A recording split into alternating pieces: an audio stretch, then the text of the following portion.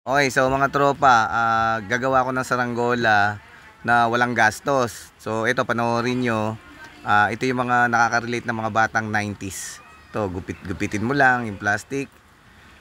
Then pagkatapos mong lagyan mo ng walis tingting or kung anong kawayan na pwede. Yan, tali mo lang magkabilang dulo. Then yan, tali mo lang ng goma. Then lagay mo yung panggitna, tali ulit. Then yung kabila ulit para mabuo na yung saranggola. Ngayon kung meron kayong scotch tape,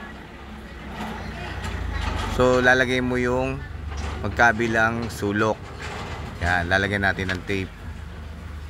So pagkalagay ng tape, yan, kabilang gilid. Then yung gitna. Paglagay ng gitna, so kuha tayo ng tali. Yan, or sinulid. Wala tayong letting, sinulid.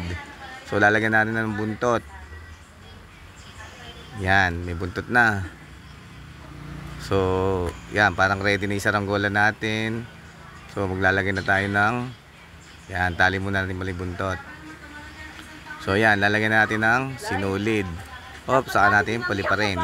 Yan, lumilipad na yung saranggola natin. Okay, so guys, thank you.